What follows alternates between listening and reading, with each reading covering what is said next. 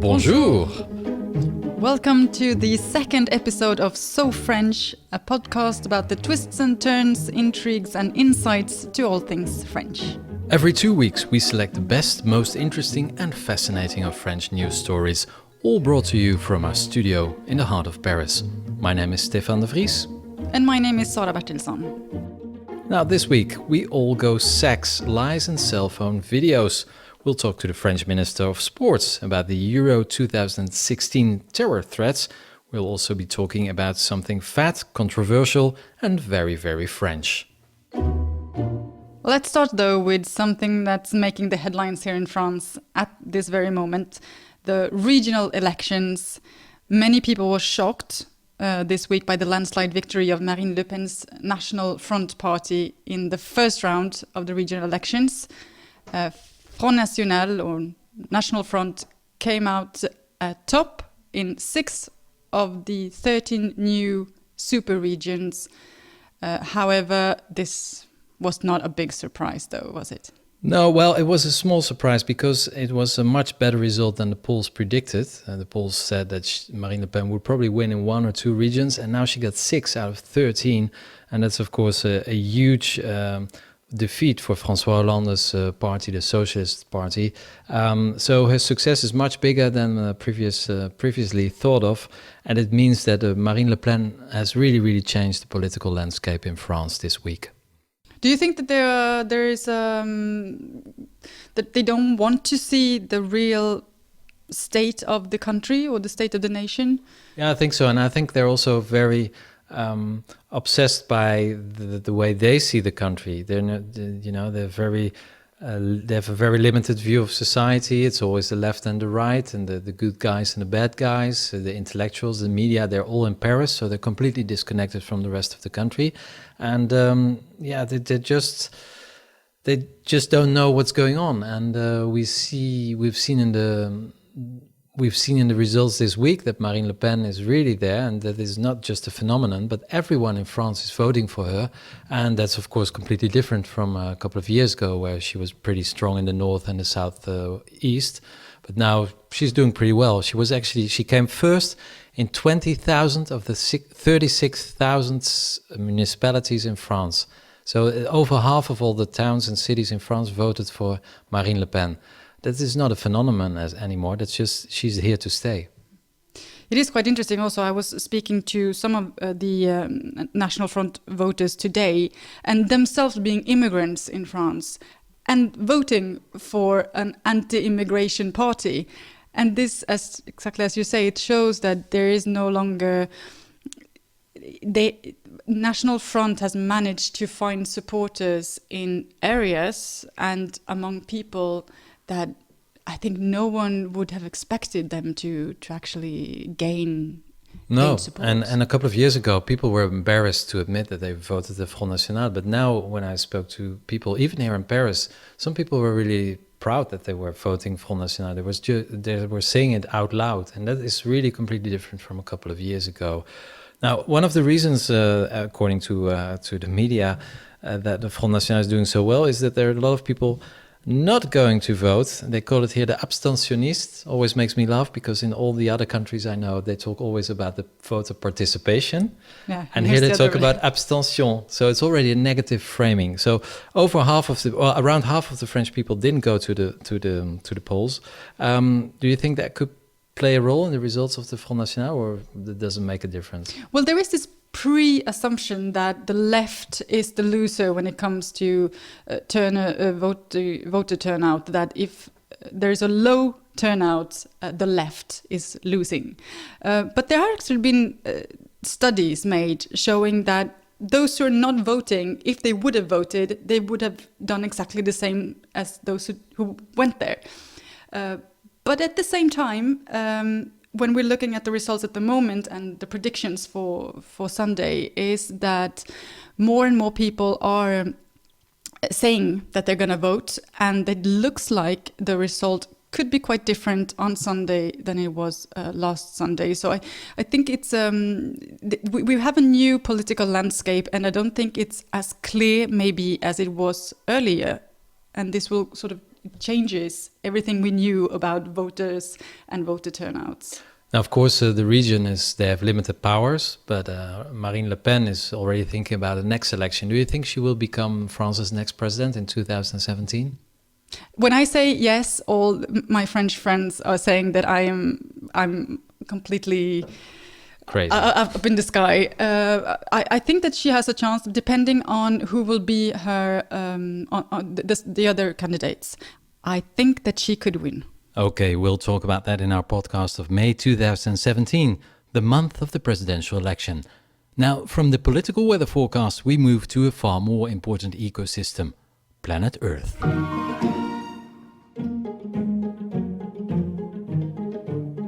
Now, Sara, you spent the last 2 weeks in a conference center in the north of Paris for the United Nations Conference on Climate Change, the COP21. How's the planet doing?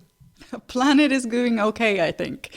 The Le Bourget Conference Center is a pretty dull place to be at, but there was a very, very positive atmosphere, I must say. I was just the other day speaking to the head of one of Sweden's biggest NGOs.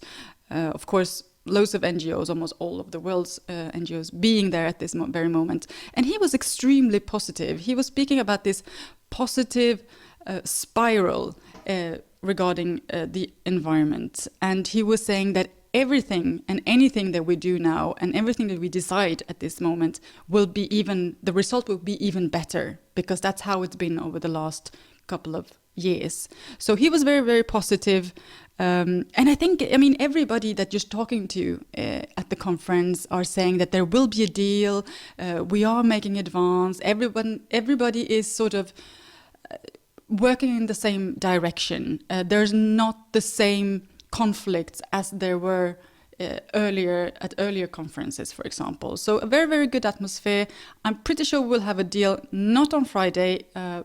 Probably after a long night of negotiations, we'll have a deal on Saturday, I would assume.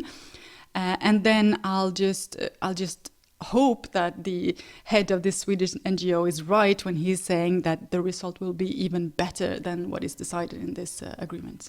Now, the results were not very good for a very famous chef here in France, Marc Veyrat. There was a story that not really made the headlines this week, but it is an interesting story, Sara. Yeah, Marc Veyrat was actually the first person I saw when I entered this Le Bourget conference hall. He is the top French chef who cooked lunch for the 150 heads of state who were at the opening of the COP21 last Monday. Marc Veyrat, for anyone who doesn't know who he is, he has this very particular look with a big hat, round dark glasses, a little bit like a older version of Pete Doherty, something like that, the Libertines frontman, slightly lookalikes. Anyways, he had apparently a very busy weekend because before that conference and before he went to cook for all these heads of state, he was in court the Friday before. What did he do? Well, he was in court for actually breaking French environmental laws. This can't be made up. Yeah. So it turns out... So French. Exactly. It actually turns out that he holds this gourmet restaurant in the east of France. And to build that this restaurant, he actually cut down 7,000 square meters of forest. Wow. And he built a garden on a nature reserve. Of course, this we'll see where it ends up. The prosecutor has asked for 6 months of suspended prison term, and about 100,000 euros in fines. So he's not really green, this Marc Veyrat. He says he's very sorry, and he wasn't aware that it was wrong what he was doing. Well, it's probably exactly what the 150 world leaders will say if they don't reach a climate deal later this week.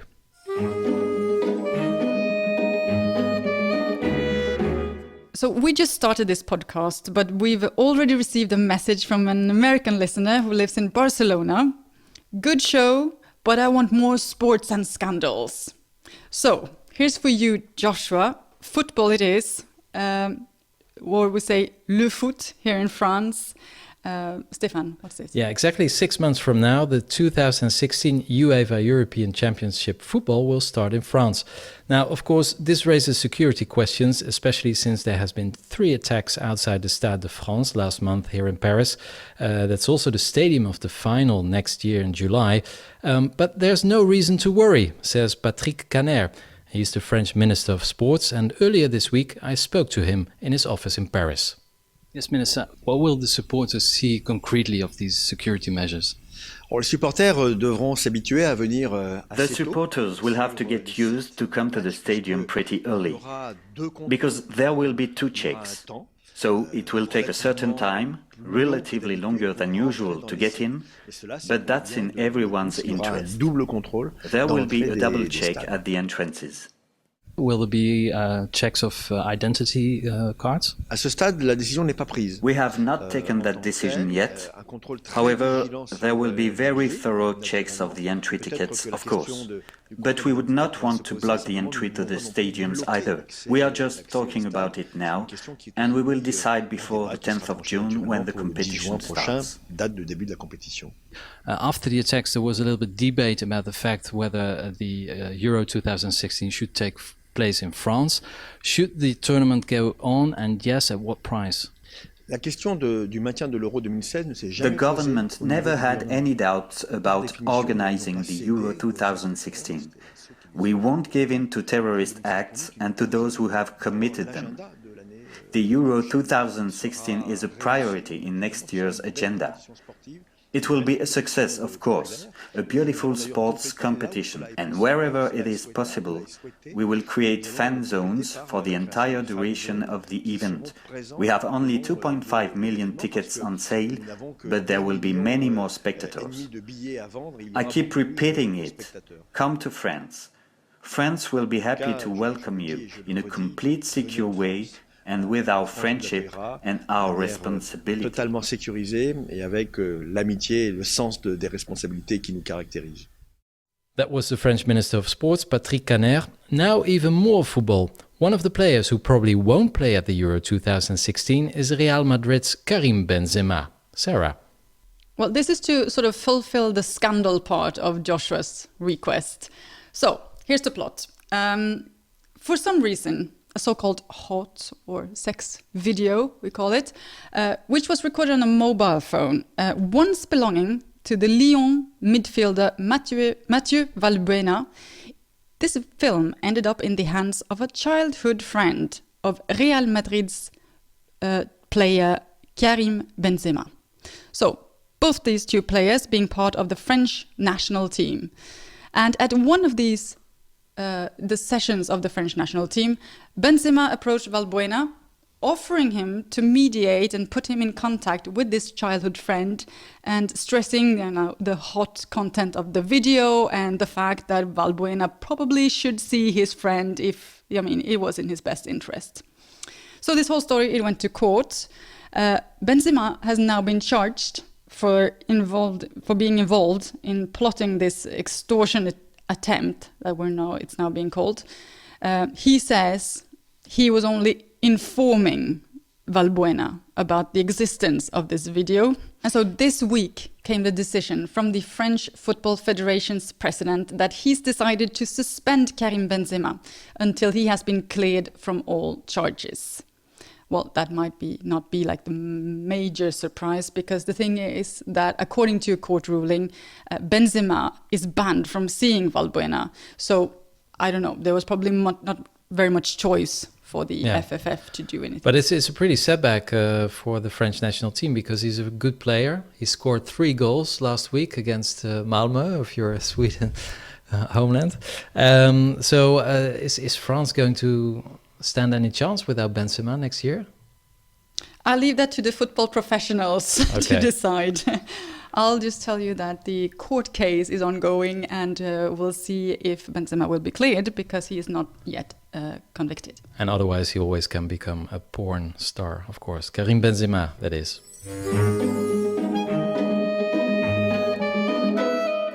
And since we're so French, this week's So French story. Its consumption is forbidden in some US states, and its production is prohibited in a lot of European countries. We are not talking about drugs here, but about the meal that French will literally stuff themselves with this month. It's foie gras, or fat liver.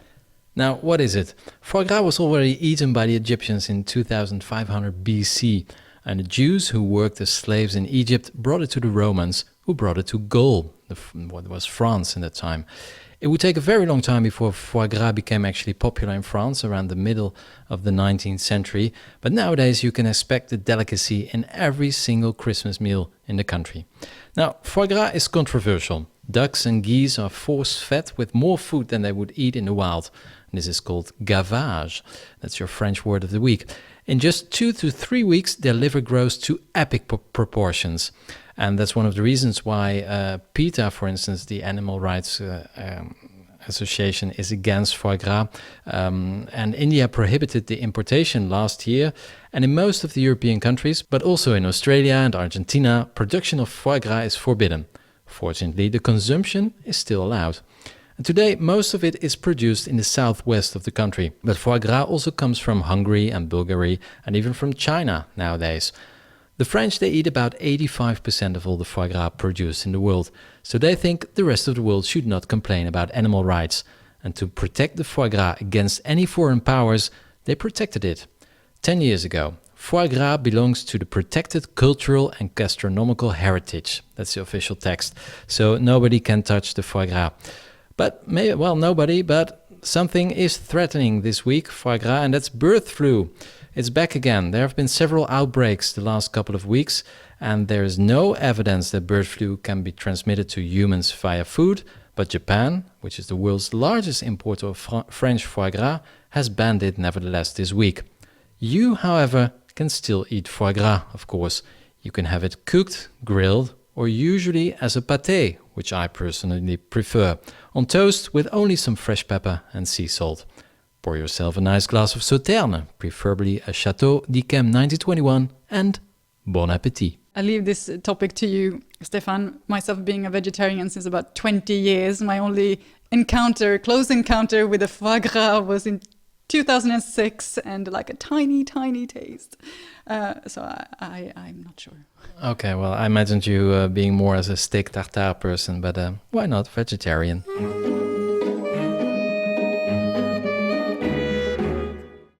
That wraps up this edition of So French. You can follow us on Twitter at SoFrenchNews. And if you have any questions or suggestions, please send us an email. Our address is sofrench@sofrench.news. And don't forget to subscribe to our podcast in iTunes or in SoundCloud. We'll be back in 2 weeks with a new episode. We hope you will join us then. Thank you for listening. Au revoir. Au revoir.